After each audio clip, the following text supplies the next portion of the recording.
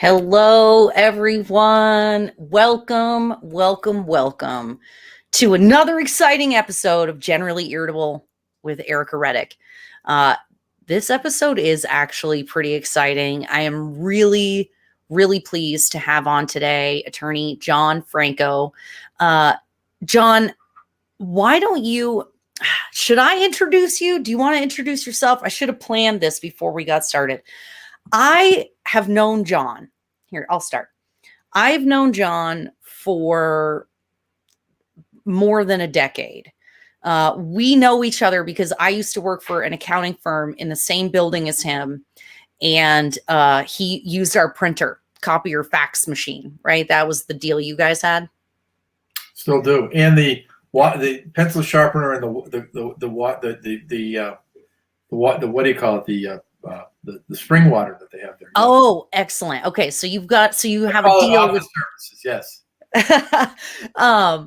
And so we were reacquainted when I moved back to Vermont in 2018 and started having problems with the city regarding our house and the zoning issues and all this stuff. So I've talked about this a little bit on the show, and I just knew the only thing I knew about John was that he fought for the little people. Like, that's what I knew about John.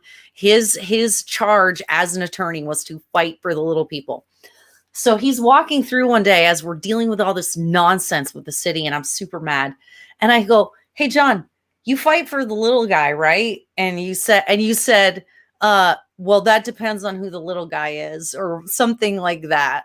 And so we've been really excited to have you on our team to help with that suit with the city, because you have so much historical knowledge about the city and about Vermont. And I love when I ask you questions, I get to see all the gears spinning in your head. And you're just like, oh, well, there was this case and this case and this case, and the disposition was this and this and this. And I said, who better to share with Vermonters than John Franco to talk about qualified immunity? And I think we're going to get into a little bit about just immunity in general, because, John, I did not know there was sovereign immunity, absolute immunity, qualified. I didn't know there was variations. So you're going to have to explain some of that. But we're not just talking about, there's been a lot of talk lately about qualified immunity for police officers, but that same immunity or similar immunity applies to your elected officials and municipalities as well. Yep. So they can do stuff and not be held liable. Yep. Right? Unless they're committing a crime, basically. They have to do something actually illegal. Civil liability, being sued civilly. Okay. Nobody is immune from criminal prosecution. Right, exactly. So, John Franco, attorney at law, why don't you give people, a couple minutes to talk about, give them a couple minutes of, who you are, how you got here, and why you're so passionate about helping people. Because you really are. I mean, I can tell how passionate you are about the law and helping people. So what drives that passion for you? Well, I decided definitely to go to law school after working a year in a paint store after I got out of college, and I came to the conclusion that the paint store wasn't my calling. And my father was also an auto dealer, and my mother used to say, "You're not going into the car business like your father." And I said to my mother, "You don't need to worry about that." I'm not going into the car business. I've been doing this for 43 years. I started practicing in 1978. I'm at the different end of the political spectrum than you are, but I'm on the left, but I consider myself libertarian. A lot of the stuff that's going on currently in politics, particularly from the left, I really have deep problems with, but that's a different discussion.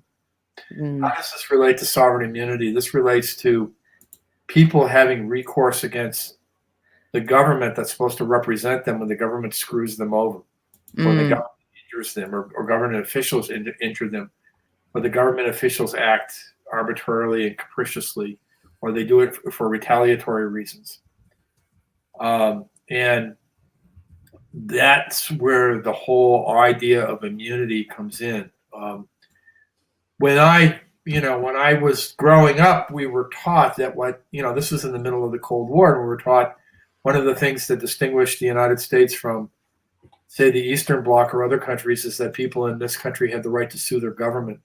That is sort of true, but not necessarily true. And in fact, the overriding doctrine that says that you can't sue the government is called sovereign immunity. And that still is the kind of the foundational position of the law, that what sovereign immunity says is that you can't sue the government unless the government says you can sue them. So then what the debate becomes is how kind of them. How kind of them, and it's really just if you read the Vermont Constitution, which says that the government is just the expression of the people, and then it says right in the Vermont Constitution, it's the people who are sovereign, not the government. It puts a little twist on the idea, well, the government has sovereign immunity in that the people can't sue the government unless the government says they can be sued. So it's like in your case, in a lot of cases where people get harmed or hurt or screwed over by the government, and they want to have recourse. And too many times, as we've seen quite recently with police misconduct issues, they don't have recourse, or they don't have adequate recourse. So it's very difficult to be successful in getting it. The hoops and the hurdles that are thrown up for people to try to get recourse against the government are so hard. It's such a deterrent for them to do it that most people give up, and the system's designed to do that. So there's all kinds of, there's a whole menu of immunities that we can go through. You might want to hand out some no-dos to your viewers here before we get into all the metaphysics of it. But I'll go through the metaphysics, and maybe you kind of deal with the indignation and the politics of it. Well, let me, that sounds great. Let me ask you a question to start with, right? So explain again, because I think you said it, but I want you to explain again what the foundational idea is for immunity. Is it that, so I heard you say, the government is the expression of the people, and so therefore you'd be like suing the state, like your neighbors. Is it that, people can't possibly foresee the terrible things that are going to happen from the stupid policies that they enact? Like, what is the foundational idea for all of these kinds of immunities, so that we can just kind of have that in the back of our mind as you're talking about this stuff? My point was that the basic idea of sovereign immunity, as it's expressed in the law, is a complete contradiction to what the Vermont Constitution says. Because the Vermont Constitution says it is the people who are sovereign, and the government is just the representatives and the expression of the people. And so therefore, to say that the people can't sue the government, who's supposed to be the representatives, is a total contradiction. Now, the idea of sovereign immunity comes directly from, keep in mind, we are in, for those of you who didn't go to law school, we are in what's called an Anglo-American common law legal system. We have in Canada, except for Quebec. Quebec has a Napoleonic system. The rest of America is on the Spanish system, which is a continental system. So we have an English common law system. The idea of sovereign immunity comes directly from British law, which says you can't sue the sovereign, which is the king or the queen. That's where that idea comes from. You can't even turn your back to them. You've got to, when you leave the room, you've got to back out. You've got to curtsy. You've got to do all this crap, and that's where the basic idea comes from, out of English common law. Interesting. So that kind of got grafted onto American law without the recognition of the contradiction of what that means. Because under U.S. law, under U.S. constitutional law, in Vermont constitutional law, the Vermont Constitution says the people are the sovereign, not the government. That's that contradiction. So how, I'm hearing you say that, and I'm thinking about how kind of anti-government the founding fathers were, right? Like the founding fathers were pretty anti-government because they knew that it could suck, right? So they said, we're going to try to make it the best possible type of government that we can, taking the best of all these other systems. It surprises me that they let that creep in, given how many checks and balances they had and how the president wasn't supposed to be king and all that stuff.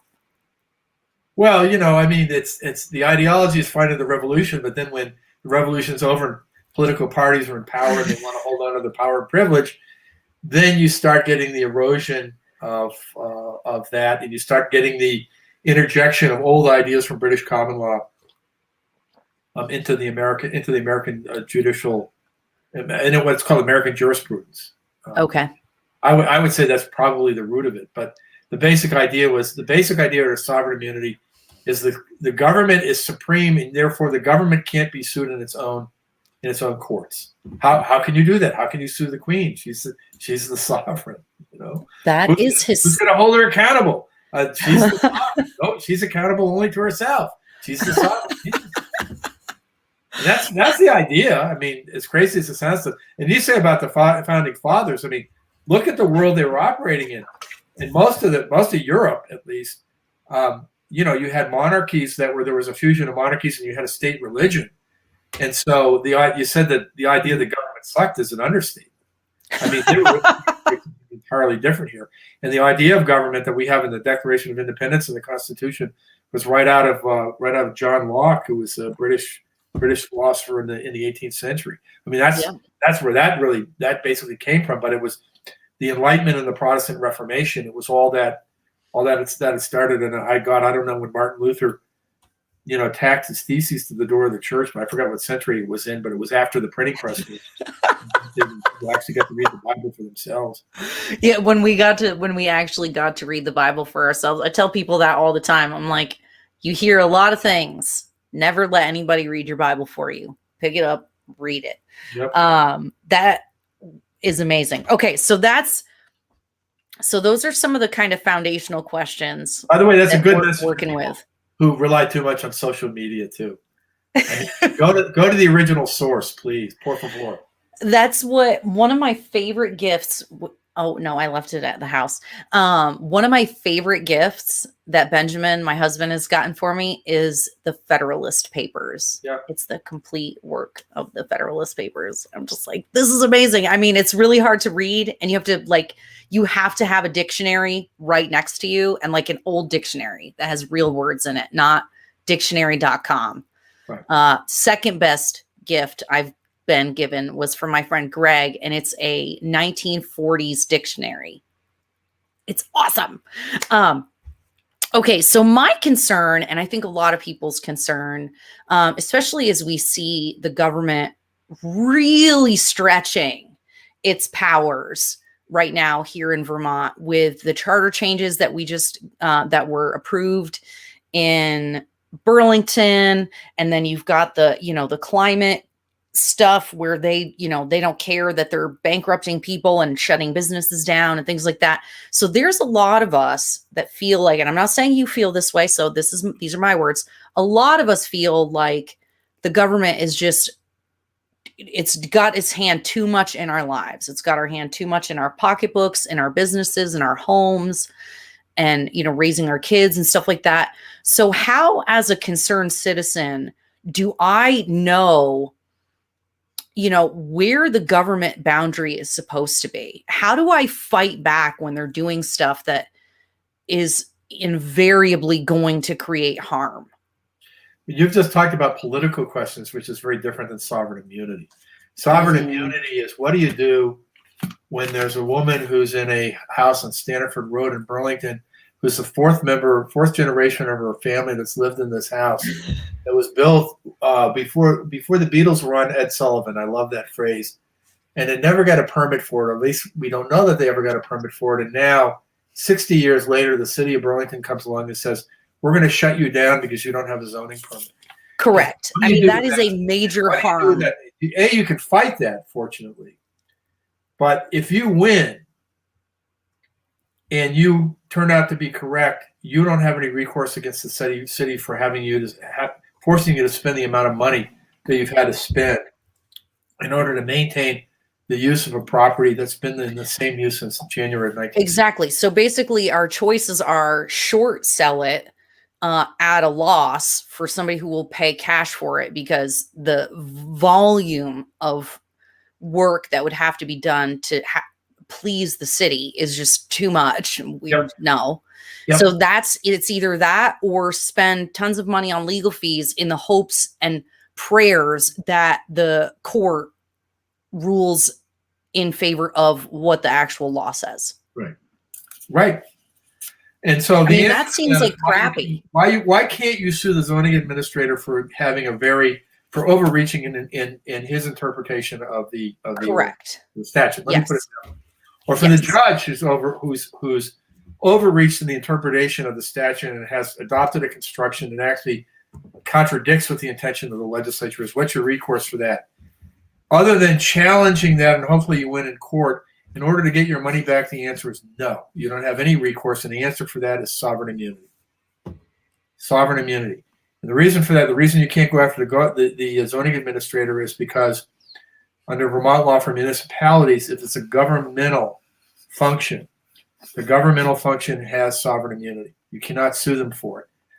The reason you can't sue the judge is because there's a absolute immunity for judges, legislators, and high executive officials in the government. It's an absolute immunity. You can't sue them. You cannot sue them.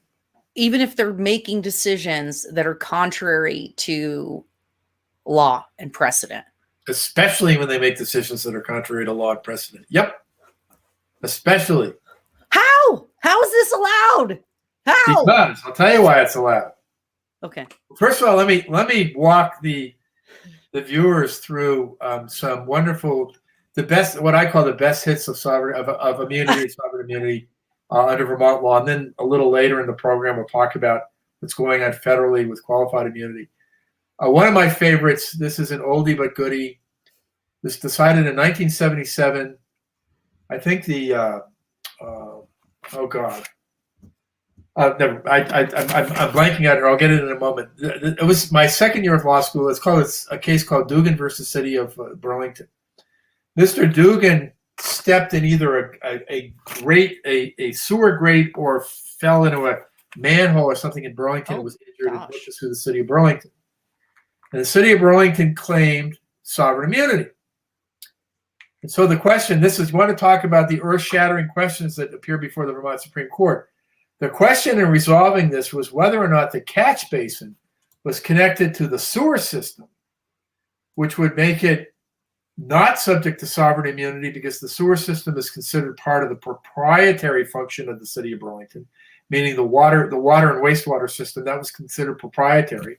Or was it whether it was part of the street drainage system for the street, and the street is governmental, and that would have been governmental, and he couldn't sue the city if the grate was attached to the street. So the question was, did the grate serve the sewer system? Did the grate serve the street drainage system?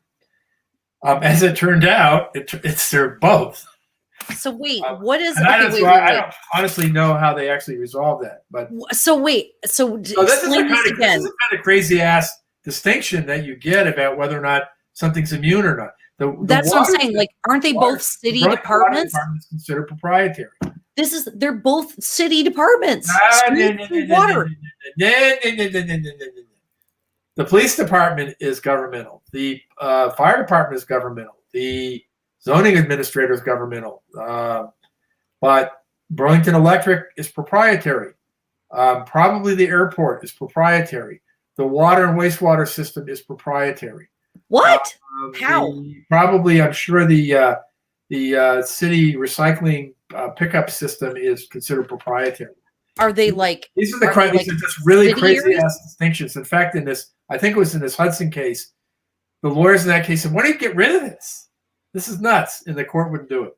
That's what I'm saying. So what? Why is one of those a government agency and one is not when they're both all government agencies? Like, how do you? What is the distinguisher? It's like a private water system. You don't pay it. You don't use taxes to pay for it. It's paid through for a fee. You get a water bill every month, and it's based upon how much water you consume. That's the basic idea. Doesn't matter who owns it. It's whether how's it. Okay. So that's what you said. The real problem is most city departments have a combination of taxes and user fees. So I mean, it is, to use a Yiddish word, it is mashugana. It makes no sense. It's crazy. But the Supreme Court was invited to abandon it. Now I will get into in a minute what the rule for state government is on sovereign immunity, because it's different. It's different than the municipal rule. So wait, Okay, wait. Okay, wait. You just said, shoot, what did you just say? I was good. Crap. There was so much there. So, you said the state was invited to restate it? The Supreme Court was invited to, keep in mind, these are all Oh, judicially, these are all rules that have been adopted by the courts in their decisions.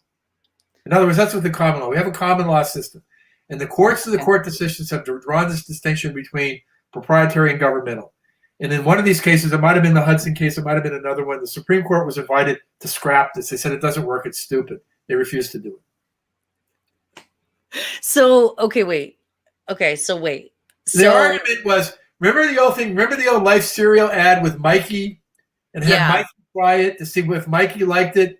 Well, the Supreme Court had the Mikey excuse. They said, well, you know, the legislature could change this if they wanted to, and they never have, so we're not going to. That was the reasoning they used. So, okay, so it's not actually written into the law that there is a difference between, I'm sorry, proprietary and governmental. So the law doesn't say there's a difference, but some court decided at some point that for whatever reason there was a difference, and therefore, ergo, henceforth, that we've decided that they are different somehow. But any rational person looking at that is like, no, it's not. It's the same thing. Well, let me give you an example how crazy ass this is, okay? Okay. Hudson versus East Montpelier. Well, if you can't sue the municipality, can you sue the person that worked for the municipality? And that's where official immunity comes in, okay? And this gets just really bizarre. And I don't understand it. And I've been practicing law for 43 years. I don't think anybody else will. As I said, there's absolute immunity. If you're a high mucky muck, you're absolutely immune. If you're an attorney general or a judge or a legislature, you can't be sued. There's qualified immunity for office holders that perform ministerial acts, but not acts of discretion, who don't perform discretionary duties. And then there's a different standard for lower level government employees who perform discretionary duties. So the question is whether or not the duty is ministerial or discretionary. If you think I have any ghostly notion of an idea what the hell that means, I do not. What's ministerial? I don't even know what ministerial means. Know what the hell that means. We usually come up with a result we like, and then we plug in the rationale for it. But anyway, Hudson versus East Montpelier involved a lawsuit. I don't know what the guy was, a snowplow driver for East Montpelier. Okay. And I don't know if his plow knocked down mailboxes or knocked down fences or knocked down walls or something, but Hudson got ticked off and sued and tried to sue the driver for it. And so then the question was, well, the town of East Montpelier can't be sued for the snowplow driver knocking down the mailboxes. How can the driver of the truck be sued for it? The strange as it may seem, the Supreme Court said yes, you can sue and collect from the snowplow truck driver, because the act of driving a snowplow does not involve any official discretion or policy. And then what they said is the whole reason for this having immunity is that we don't want to, number one, we don't want to hamper public officials from vigorously discharging their duties in a prompt and decisive manner. In other words, we don't want lawsuits so that public officials are looking over their shoulders, worrying about getting sued and pull their punches about how they administer the law. And number two, we don't want to subject how government policy is implemented by second guessing by the judiciary, because that violates separation of powers. Those are administrative and legislative decisions, not judicial decisions, and we're not going to second guess that. So, wait a minute. The Supreme Court said driving a snowplow truck doesn't involve any of those things, and therefore the poor guy isn't immune and he gets sued. So that was the logic of Hudson versus East Montpelier. Yeah, I mean he's just the guy. He's just the hourly worker driving in the middle of the night on Christmas Eve, not home with his family if there's a snowstorm. This is the stuff when you explain it to me, John. Oh, I'm getting a weird echo. When you explain it to me, it just makes my head hurt, because like none of that. First of all, you can't even say that it's an intrusion on the separation of powers, because it's not even the legislature who made up the rule in the first place. It was the court. And then so the court would be the one actually who would have to rule differently in order to change the precedent moving forward. And they declined to do it. They declined to do it. I think this is so fascinating. Okay, so. Well, as they say on the infomercial, there's more. Oh. So you have this. Okay, this is what it is in municipal law. You have the state has sovereign immunity. I mean, there's governmental immunity. There's not immunity for proprietary functions. And then if you go down the food chain to suing the actual individuals who did the thing, there would be official immunity, like the zoning administrator. You probably would be able to get away with suing the zoning administrator because he's a municipal officer, and you would not be able to sue them for his discretionary execution of his duties for exactly the reason I talked to. They don't want to have people that enforce the law or set policy having to be worried about looking over their shoulder. They want to have their duties done in a prompt and decisive manner. And also, they don't think the judiciary should be second guessing how the zoning administrator performs his functions, even though the zoning administrator is in a quasi-judicial role. But that's another question. So this is the morass of immunity for municipalities. Then when you get the state immunity rules make a little bit more sense than this. Okay. State immunity rules aren't so crazy. What the state immunity rule says, that we have something called the Tort Claims Act. And what the state immunity rule says, again, there's the act where the state has waived sovereign immunity. And they said this is under these circumstances we waive sovereign immunity. And the basic rule is that the state waives its sovereign immunity for negligent or wrongful, let me get the word here, for negligent or wrongful acts of an employees acting within their scope of their duties, if they are acting under circumstances in a manner and extent as a private person would be liable. This is called, this is called the so-called private analog. If there's an analog to what somebody would do privately, if the state is doing something that's analogous to what somebody would do privately, then the state is liable for the wrongful discharge of that responsibility, just as a private person would be. What's an example of that? Oh, let me give you two of them. Maybe the most famous formulation of that was in 1995. Was a case called Sabia versus State. Sabia was a suit brought by wards of the state that were put in foster care, and they were sexually abused by the foster parents, and the state was completely negligent in the supervision of the home. And that was a very heavily contested case. It was one of the rare cases where the Supreme Court said, and I think it was because of the facts of the case why they allowed it. They said this has a private analog to supervision of people in a home. It's like a negligent supervision case, and we're going to allow it. So they allowed the lawsuit in that case. So what would be, is that like parenting is the analog?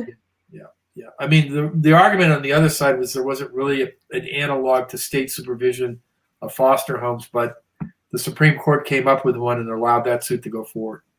Kurt Hughes from Crockett Hughes actually litigated that case. That was 25 years ago, but that was a very big landmark case in Vermont regarding the State Tort Claims Act. Let me give you two other ones. Another one called Kinney versus State. This was decided in 2011. This was a case where the mother of an elderly woman had called the police, state police, and asked them to do what's called a welfare check on their mother. A welfare check is to have somebody come in and check whether or not that person is okay, because I think the mother was getting senile. And what happened was the state troopers went to the wrong address. They didn't find anything wrong, and so they didn't report anything. Well, the reason they went to the wrong address was the address on the house was an even numbered address, and so the address was on the mailbox on the side of the road with this, it was the head number, it was 392. So they went into 392, what they thought was 392, but it wasn't 392.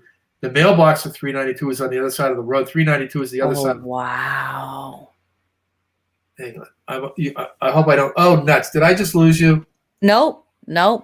I'm just focusing on you when you're talking about good stuff. I just got to pop up. I'm sorry. So anyway, the long and the short of it is the officer screwed up and went to the wrong house. The woman was outside in her backyard and had fallen down and couldn't get up and suffered. This was in the winter and suffered from hypothermia. She didn't die immediately, but after about a week, she died of hypothermia. And so the state was sued, and the Supreme Court said a welfare check has a private analog, and therefore the state was liable for that. Okay? What's the private analog of that? That people do check up on other people. People are asked to check up on other people, and if they accept that responsibility and they do it negligently, then they're liable for the negligent discharge of the duty. That's the general. Torts was never my strong suit in law school, but that's the basic theory. That's interesting. Now, another case where they didn't allow it was a case I was involved in. It was a case called Edson versus Berry Supervisory Union. It was decided in 2007. That was actually a lawsuit against my high school, Barry Spalding High School. Yep. There was Flarucci, who was a sophomore at Spalding, and she was lured out of school. Deandra had been having problems. She'd been having school problems. She'd been having behavioral problems. A lot of it had to do with her family situation with her mother. Her mother and her mother's first husband were not the best. Her mother remarried, and her new stepfather and her mother were much more attentive to her needs and put her on a pretty strict regimented schedule about her. She was going to school. She had to go to school. She had to go through her classes. She had to go back. I think she had to walk back to where her stepfather worked, was in one of the granite sheds just across the street, had to report to him and so forth and so on. Well, there was this guy who was this very sick person, mass murderer named Dana Martin in Barry, who sent somebody down to the high school to lure her out of class and to go to party at his house up on off of Camp Street in Barry. She was not only was she lured out of the school not by Dana Martin, but by the guy she sent down. The principal of the school ran into this guy in the hallway 3 times. I mean, this is right out of the Bible, Wow. 3 times before the cock crowed. 3 times. Didn't escort him off the premises. Knew the guy didn't have any business being there. Actually told the guy to leave. This guy lures her out of class. And it was her last 2 modules. She wasn't there. Up to this place. It was on Delmont Avenue in Barry, where this young girl was beaten, sexually assaulted, driven up to the rural area of Orange, Vermont, and thrown off a bridge into a stream to die. Thrown off the bridge naked into the stream to die. Wow. And so we tried to bring a negligence suit against against Spalding for, you have this guy running around the school. And I think they had an idea that they knew that he was looking for her as well. And the court wouldn't allow us to sue the high school for it. Why is that not? The official reason they gave, which didn't make any sense, they said, well, it wasn't foreseeable that something like this could happen. Every parent of a teenager, that's their worst nightmare. Of course it's foreseeable. I actually made the worst nightmare argument. I said, you've got to be kidding me. What? A parent doesn't worry that if an older man lures a 14-year-old girl out of high school, there might be sex involved? Really? So, that's not foreseeable? Well, and that's if the person who screwed up the welfare check, if that's considered something that's done by there's an analogous to a private citizen, then how is it not the same thing if you're the principal and you see a grown man that doesn't belong there? Why wouldn't there be anything analogous to that? 3 times. Not one screw up with a welfare check. 3 times. 3 times they had an opportunity to escalate. And it was and they had a whole policy about people that aren't students or faculty members being in, keep in mind, this was after 9/11. So the old days when I went to high school, you could go out by the river and smoke pot and then go back to class. Those days were over. Everything was shut down, and you had to go through. You had to go through, and you had to report in the front and so forth and so on. So this guy's roaming around. The doors are locked, and this guy's roaming around the high school, and they didn't escort him to the door, to a locked door, so he couldn't come in. Here's the real reason they didn't do it. They didn't want the taxpayers of the city of Barrie to have to pay for the criminal acts of this psychopath. That's what it was about. It was because it was criminal conduct. That is, excuse me. But isn't that, so this is the thing that, excuse me, I really just got something in my throat there. It seems like, to me, there's not even equal application of the law. It's like what judge you get matters, it sounds like. I get the argument that you don't want to make taxpayers liable for something that they didn't do, right? Because ultimately, if you're suing the city, I'm suing my neighbors. They're going to pay for it if I've been harmed somehow. But so they're not applying the law equally. It depends on what judge you get, whether or not they're actually going to go by what the rules or the precedent says. And then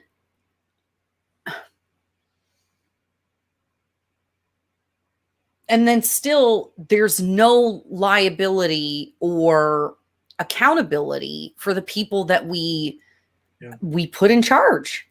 Well, there's not, I won't say there's never, because clearly in the case of the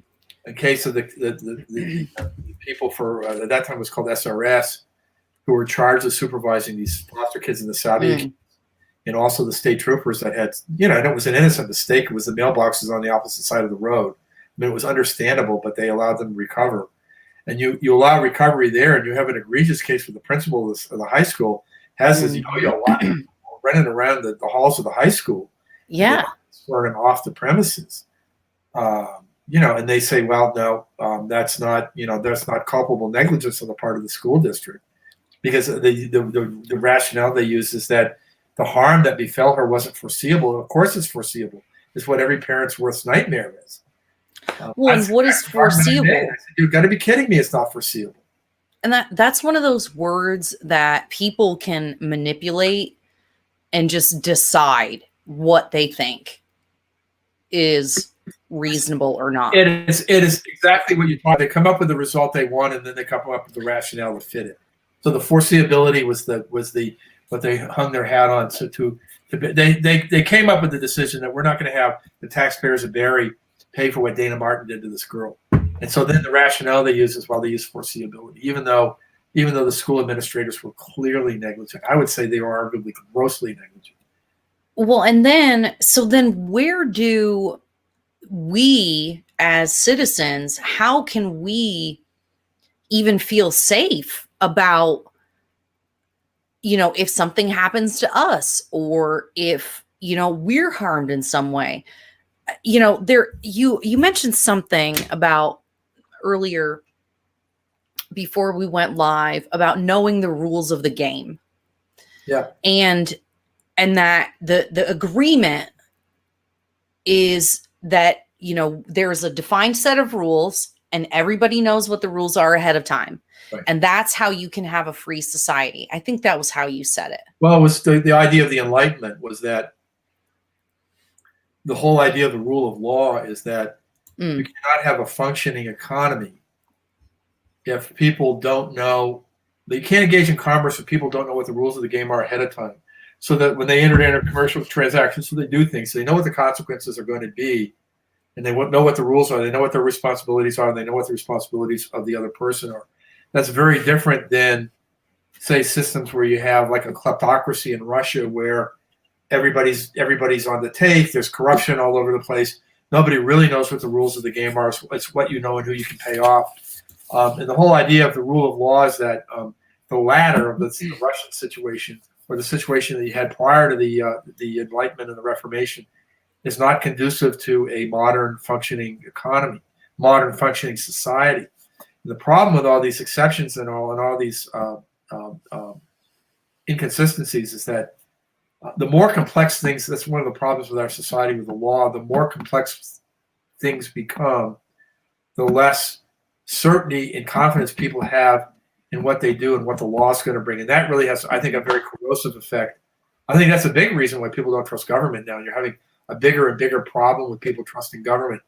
They just don't know. They don't, I always say, I'll talk about this when I first started practicing.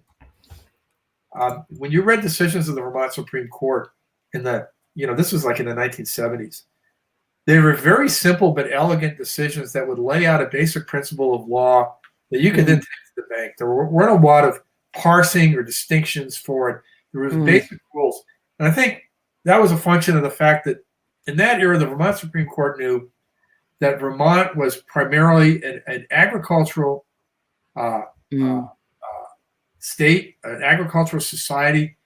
People didn't have a lot of spare cash to hire lawyers to fight about nuances of things, and that the court understood that people in the state needed to have a basic statement of what the rules of the game were so they could go out and then act accordingly.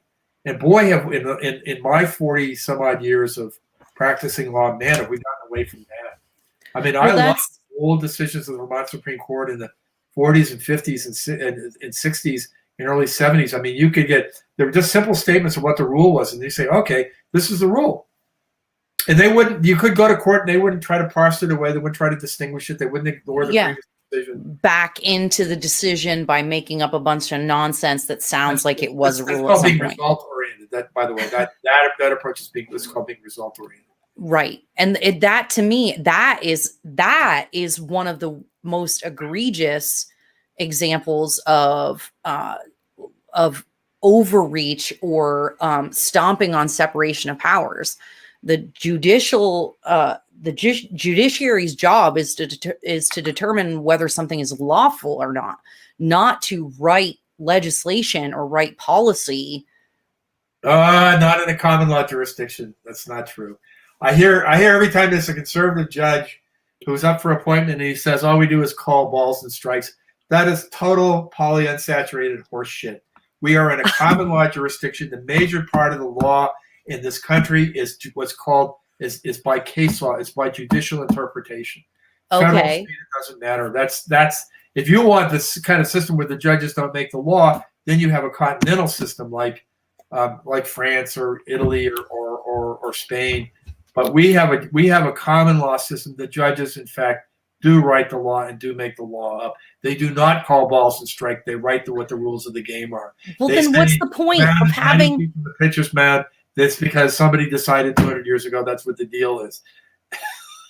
Then how come? No, that doesn't make any sense. Okay, if that is the case, then why is there separation of powers at all? Why don't we just have judges so they can write the law and decide whatever they feel like today, if it's precedent or not? And then, I mean, that's basically what they're doing anyway. Well, the fallback argument, though, is that if the legislature wants to change these decisions, what are called the common law decisions that the judges make, they're always free to do it. They can overrule it. That's happened. That's happened in a number of cases in Vermont. There was a famous case several years ago called the Bianchi Decision that said that if you didn't have proper permits for your property, it was actually it affected your land title. And that decision was made by the Supreme Court over a strong dissent by the then Chief Justice of the state. And he said, this is just going to be a disaster. It turned out to be a disaster. And it took several acts of the legislature to correct the mayhem that particular decision created.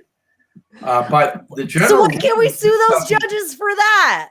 You know, what happens in the United States is that legislation gets passed, and more often and not than through judicial decision, it's death by 1,000 cuts. They construe it into oblivion. They construe it so it's impossible to work with, or it's so expensive to try to get any recourse that nobody's going to bother it. That happened with the antitrust laws. It's happened with the civil rights laws. I mean, I could go on and on. It's happened with the anti-discrimination laws. It's happened with the Equal Pay Act. I mean, that's what happens. That's what happens. Oh my God, John, this is the stuff that just makes me like, oh. Okay, so what is a normal like, what could we do? Let's just say, I'm just throwing this out there. We get a bunch of liberty-minded people elected to office, and they say, you know what, enough of all this nonsense. The common law precedent, I'm going to use the wrong words, so correct me. The common law system. The common law system, the precedents that have been set by the judiciary, this is all nonsense.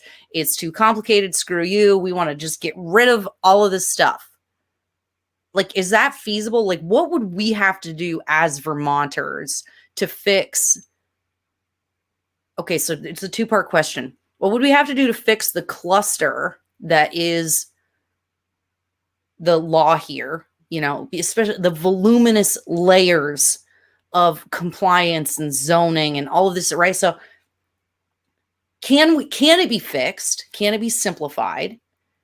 And how?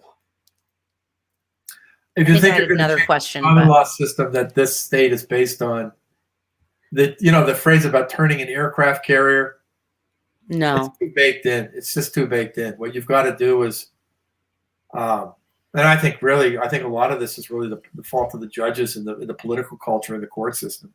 That there needs to be a culture of more simplicity in the decision making that we used to have. Let me give you an example where you're seeing this now. Law schools are really struggling now because law students have come to the conclusion that it's just not worth the hundreds of thousands of dollars of debt that students have to go into in order to get a legal education now. And then when they get out, there really aren't the jobs there that they're either going to be able to make a living. We'll say nothing about paying off that student loan. And then also the big law firm system is so top heavy and so expensive now. That's starting to implode. But that's all driven by the complexity. It's the old joke about the one lawyer in town who starved the two who made a fortune. The more lawyers you have, and the more the complexity feeds on the complexity. I mean, it's all part of game theory because we're always trying to get ahead of the next person. So if somebody comes up with this clever distinction about how this case is different than the other case, and then the complexity just grows exponentially. And now that's really having, I think, a crushing effect on the legal system. There's law firms are contracting, and then you throw COVID on top of it. The number of law firms in Vermont are contracting pretty significantly now.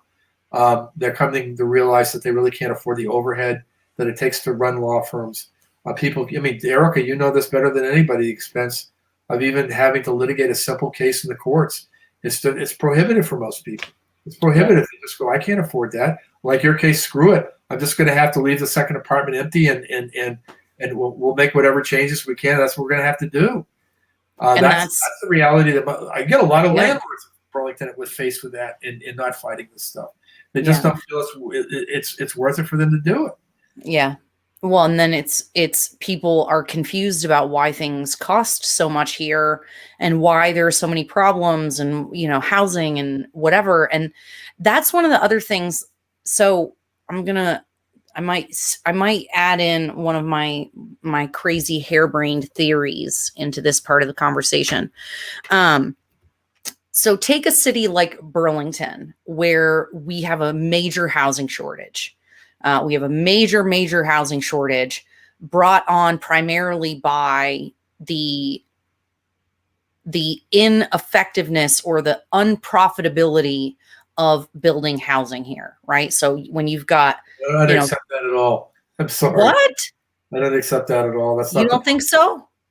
We've added a shitload of housing units to the housing stock in the city of Burlington. The problem has been that in the last 30 or 40 years, the size of the average household unit has consistently shrunk. So what's happened is we've had pretty much the same population that we've had for 40 years, about 40,000.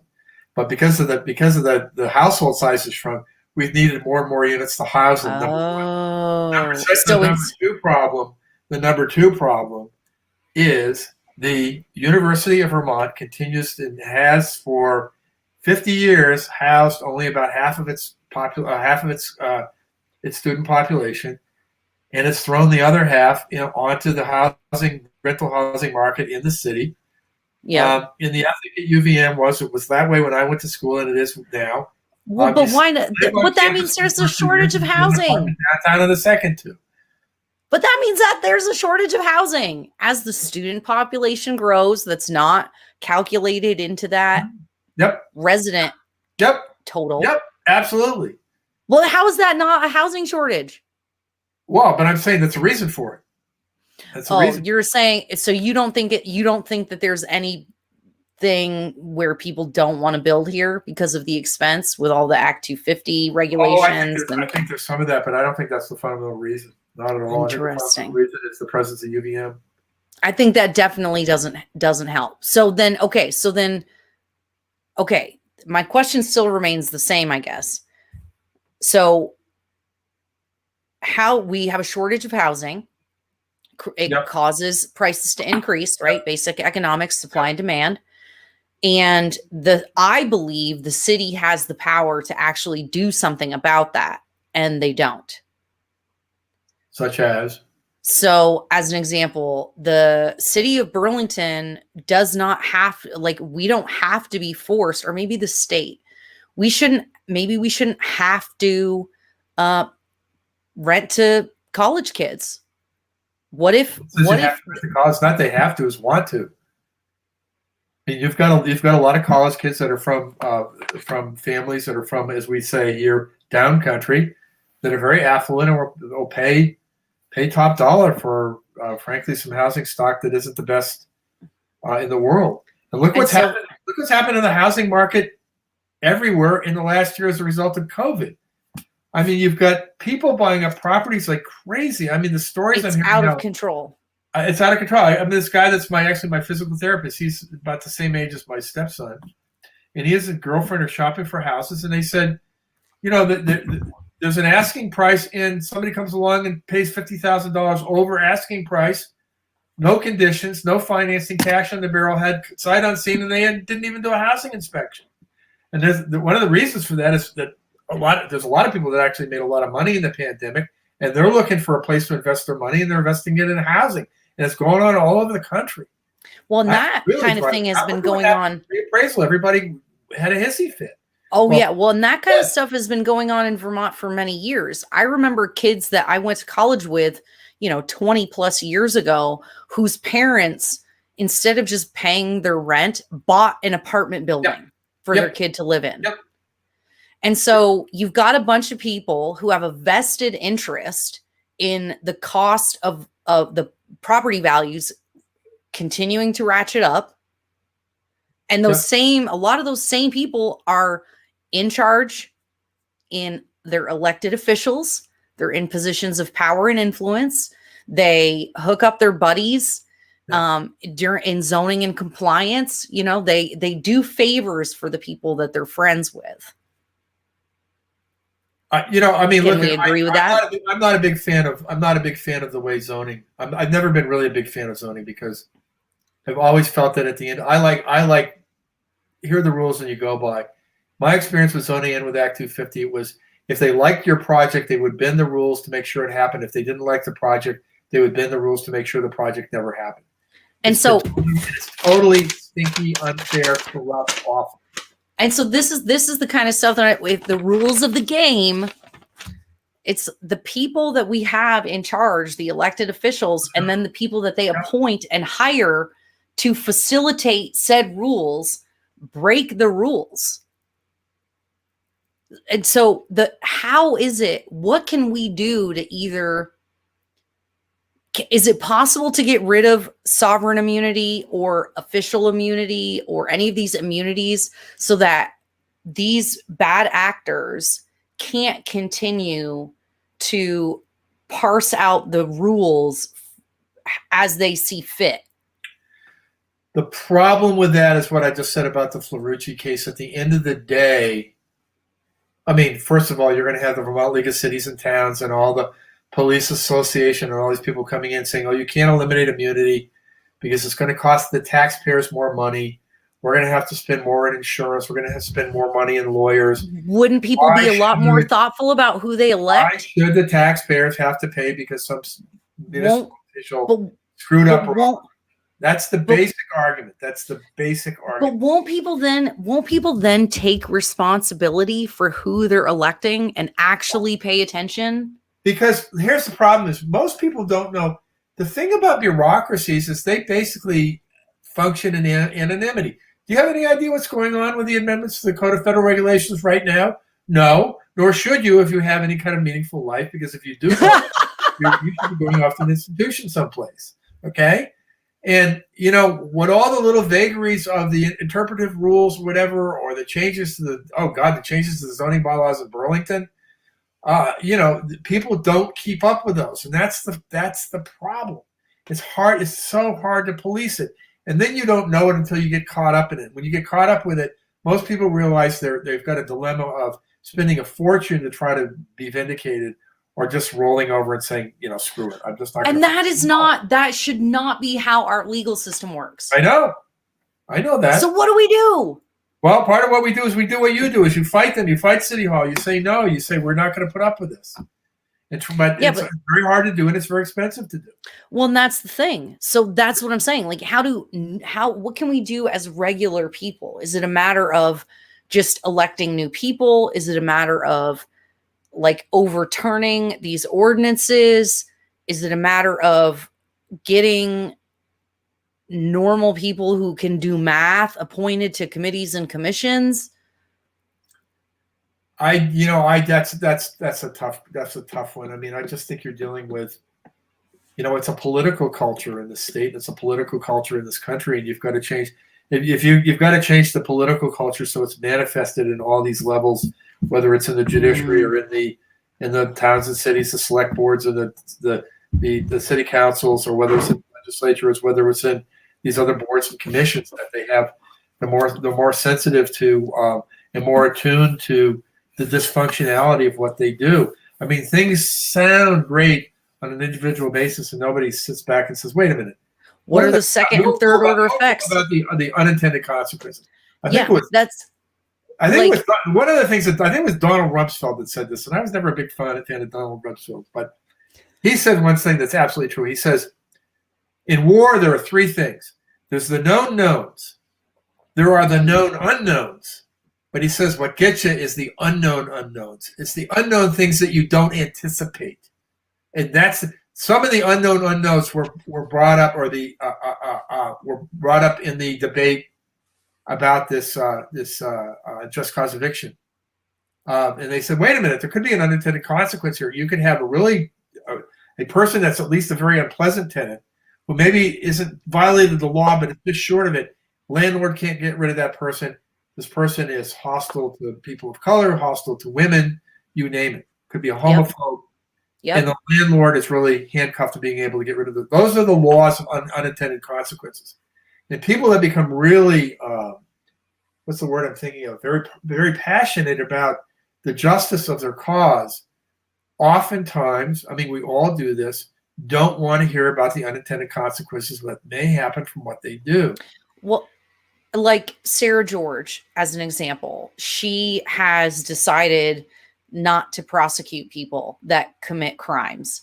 And I don't do criminal law, so this isn't really kind of my area of background.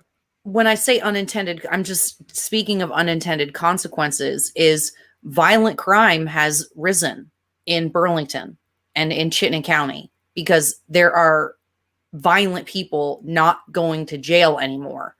And to me, that has to be foreseeable. That when we're talking about questions of foreseeable, reasonable expectation, you know, that kind of stuff, like how are some of these things not foreseeable? How does the city council not understand that when they raise fees and taxes and all that other stuff, that affordability is going to go down? Okay, let's get off this again.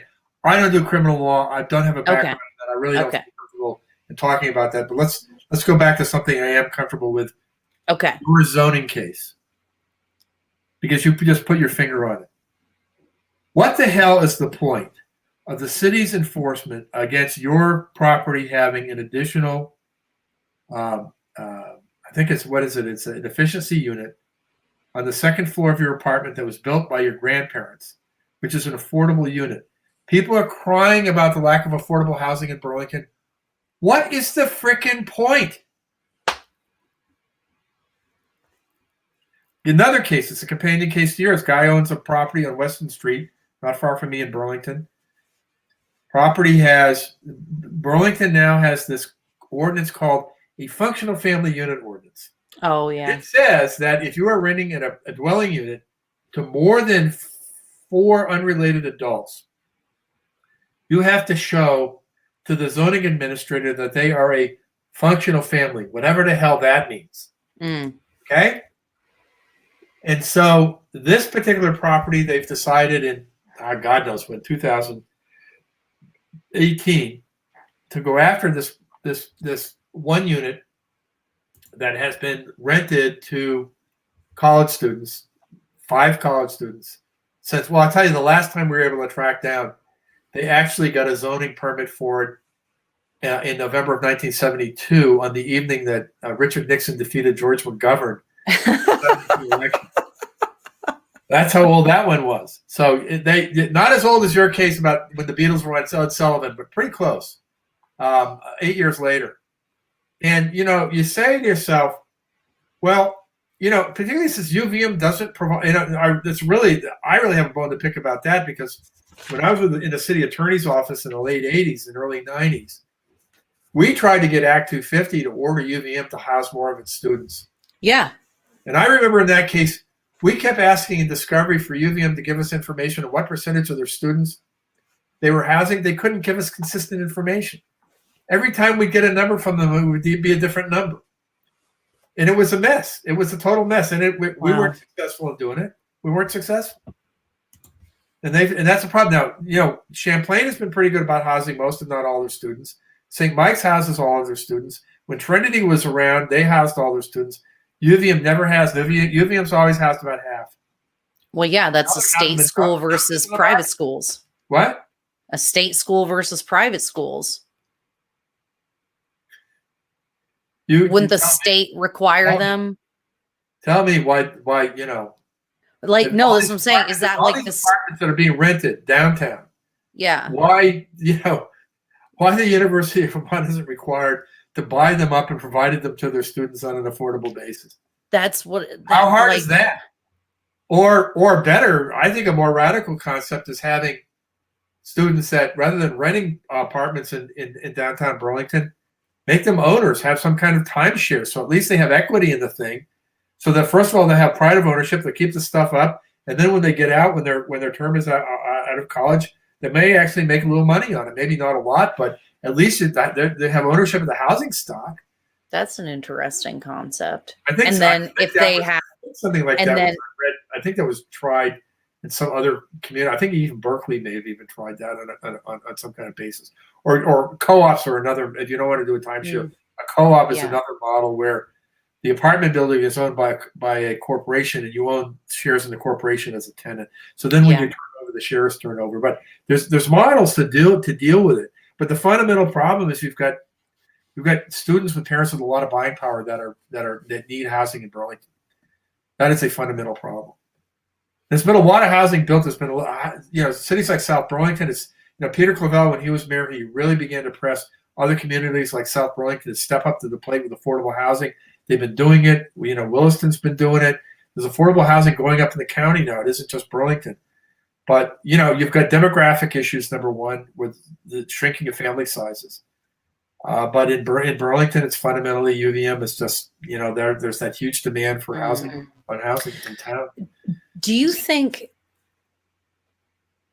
I'm curious, one of the things that I think is interesting, the functional family unit, the no more than 4 people, right. This is not necessarily the intent of this conversation, but when we lived in Los Angeles, we had friends, because it's so unaffordable, or it's extremely expensive. Let me put it that way. You had people doubling and tripling up in 1-bedroom apartments, where they'd block off, the living room so that person could have a little privacy, and then somebody would have the bedroom, or they might even have 2 bedrooms in one room. So there was always people exceeding the occupancy of rooms in the unit. Why is it that I feel like some of these laws and ordinances that are put into place have, we get back to the second and third order effects thing, right? So that it seems like there was a reason and a rationality for it, but they didn't consider how that would actually affect people being able to live and comfortably. Right. Yep. Actually, some of the I was surprised in one of the elections, some of the progressive candidates that were running actually in my ward, in Ward 1 in Burlington, were campaigning on the repeal of the functional family ordinance. The argument for it has always been that you have all these students crowded into these apartment buildings, sort of like as a rabbit warren. And then you have problems with noise, you have problems with traffic and cars, you have problems with trash collection, and it undermines the residential character of the neighborhood. So that's the other side of the argument. But what happens is, what really frustrates me about this is these, now the big thing is people acting in silos. People are in little silos, and the silos don't connect. There isn't the question of, okay, what's the impact of that on affordable housing? The other thing is, like, for example, eliminating the amount of cars you can park on the lawns of these apartment buildings. That was a big thing. God, that was going on in the 70s and 80s. So all it did is push the cars out on the street. So now what they're doing now is they're trying to eliminate parking spaces on the street because they think that's going to do something with the climate change. Right? I don't believe that for a minute. But and so there's no coherent connection. Yeah. Various initiatives. I mean, something sounds good, and there's a big hue and cry about that, and then something else sounds good, and they work at cross purposes. And it doesn't matter if it makes sense or if it's reasonable or how it's going to affect people in the future. It's just like, ooh, we feel good about it. Right. Yep. Yeah, particularly now with social media, the feel good thing, and then if you criticize something, you're an enemy of the people, and you need to be canceled and shunned. Well, and that's what it feels like. The one, it's so fascinating. These are the reasons why I don't trust the government. These are the reasons why I think government should be smaller. Like, I get into arguments with people all the time about why I believe the things that I do. And I say, I'm a small government conservative. That means I don't think that the government should dictate so much about what I am and am not able to do in my life, in my own home, in your life and your home, in my business, in my commerce with landlording. That's interesting. So human beings are selfish and self-centered by nature. And then they end up in positions of power. And then we're confused that they do dumb stuff or things that are not good for you, but are good for them and their friends. And then they give themselves immunity, levels and levels and levels of immunity. And people are like, why do you hate the government so much, Erica? Why are you a conservative? And I'm like, that's why. Yeah. And nobody can. The last piece of immunity, by the way, we didn't get to. Oh, yeah. Yeah, yeah. Qualified immunity, which is what we started out. Ooh, okay, so hold on. Go. Wait, say that again? Qualified immunity. Okay. Qualified immunity is I kind of talked about it earlier because Vermont lower level officials have qualified immunity. But where you see qualified immunity come up most of the time is in lawsuits that are brought under the Federal Civil Rights Act, which is called Section 1983. It doesn't have anything to do with the year 1983. It just happens to be Section 1983, Title 42 of the U.S. Code, which is the U.S. statutes. And what qualified immunity says is that, in theory, you can sue government officials for violating your constitutional rights. But what qualified immunity does, it puts an enormous hurdle in that says that the particular conduct, even if it violated the constitutional right, the fact that it violated the constitutional right has to have been clearly established by some prior precedent, and that it violated your constitutional right has to be beyond debate. Okay? And that's really almost an impossible standard to meet. That's why I was like, what? That's crazy. What you just said. Well, it gets worse. It gets worse. So you have to show that it's been, this particular fact pattern has in some prior case been ruled, and it has to be, by the way, in your jurisdiction, whether it's in Vermont or the Second Circuit, that this is a no-no.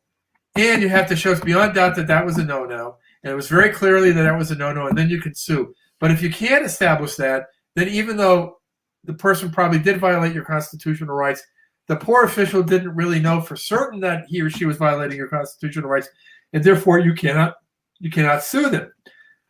There is a wonderful decision that just came out by a judge in Mississippi, U.S. District Court of Mississippi, in August, called Jamison versus McClendon. And this judge went through the history of sovereign immunity and traced its roots back to the efforts to undo Reconstruction after the Civil War. Ooh. And he talked about how it really goes after it really very well. It's like an 80-page decision. Absolutely shatters the reasoning of sovereign immunity. But the fundamental flaw is, how can you establish that a particular conduct was violated constitutional rights if you need to show a prior case that showed that it violated constitutional rights? Yeah. But that case can't be brought because there's been no prior case that showed that it violated constitutional rights. This is what when this particular judge didn't coin this phrase, but he cited another judge. He coined the phrase, and he called it Section 1983 meets Catch 22. Section 1983 meets Catch 22. Plaintiffs must provide precedent that the conduct violated the Constitution, even as fewer courts are making the precedent, because you can't make the precedent unless you can show there's a prior precedent that shows that this activity is wrong. And there's one example that this judge in Mississippi talked about. There was literally a case, I don't know which circuit it was. Some prisoner was held in a cell. He was held without clothes on, in his feces and his own urine for 3 days. So they brought a 1983 claim against whoever was running the jail. And this is literally the rationale that the Court of Appeals used. Well, we have decisions that say it's a violation of your civil rights if they make you wallow in your own filth for 7 days, but there aren't any precedents that saying it's a violation of your constitutional rights to be required to wallow in your own filth for only 3 days, and therefore the suit against the prison officials was dismissed. This is the God's honest truth. That was actually a decision about one of the courts of appeals that was talked about in this Jamison case. So you can see why there's a growing movement afoot to, and by the way, sovereign immunity was completely court created, and court created only in 1982. Only in 1982. Yep. Really? Yep. What? Yep. Oh, so sovereign immunity wasn't a thing. Qualified immunity under Section 1983. It wasn't. That was 1982. Created by the U.S. Supreme Court in 1982.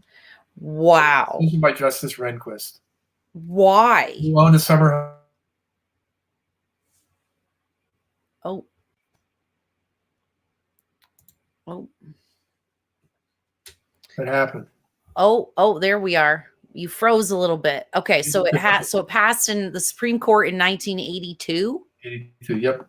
So this is a fairly, for those of us who are in the grumpy old men section of the Vermont Bar Association, that's a fairly recent decision. So wait, what created qualified immunity? The Supreme Court. They just said we're qualified immunity for officials who are being sued for violating civil rights under Section 1983. And the argument was, they really had to be on notice that what they were doing was wrong. And if you don't have some prior court precedent that says that was wrong, then they're off the hook because they weren't on notice that what they were doing was wrong. So therefore, you can hold somebody in a jail cell for 3 days and 3 nights naked, wallowing in their own filth, and that's not a constitutional violation because there haven't been any precedents that say 3 days is too much. 7 days is too much, but there's no precedent. So then the question was, how did 7 days ever get decided? It probably shouldn't have been this because that was only decided because somebody slipped one past the goalie. So the problem with this is exactly Catch-22 meets Section 1983 meets Catch-22. I can't. Every time we talk about this stuff, John, my head hurts. It should. And I get mad. Should. And it's like I can't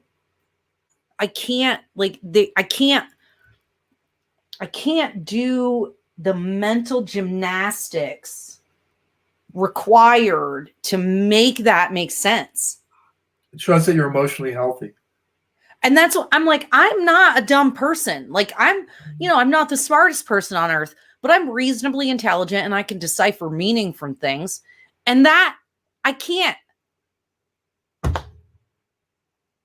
Only lawyers could think that makes sense.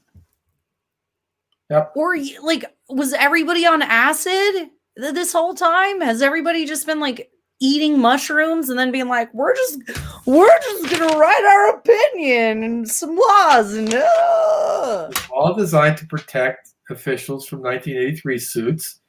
And the basic idea is that they don't want taxpayers to be having to pay out money because government officials violate people's civil rights.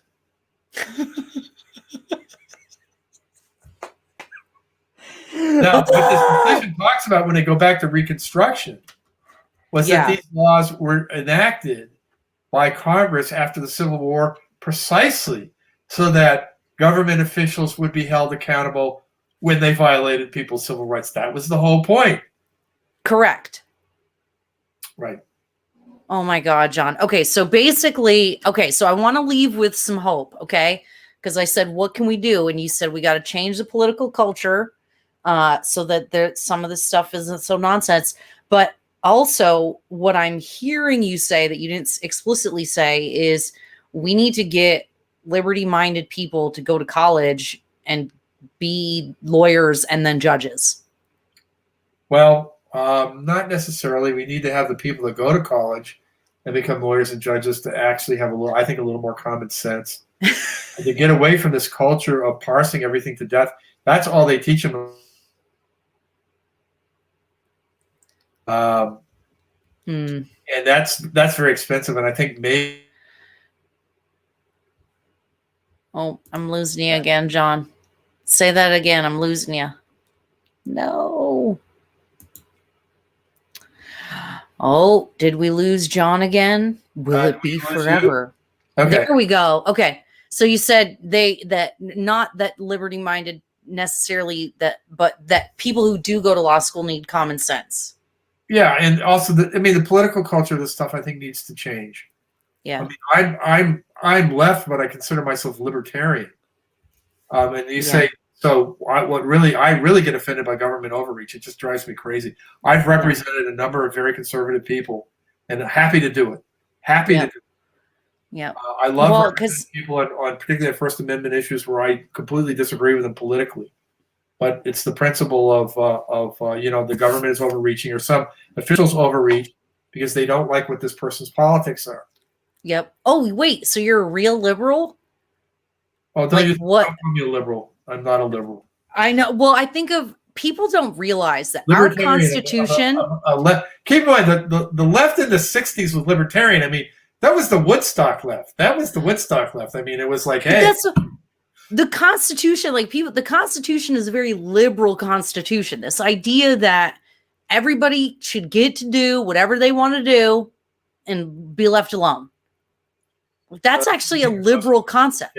But what's that? I think that's a very, very much an oversimplification. Maybe it is. All right, so we've come around the hour. We got a lot of really good information. John, thank you so much for everything.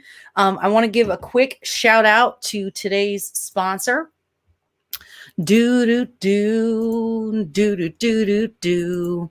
It's perihelion design, beautiful, beautiful jewelry, and that I love.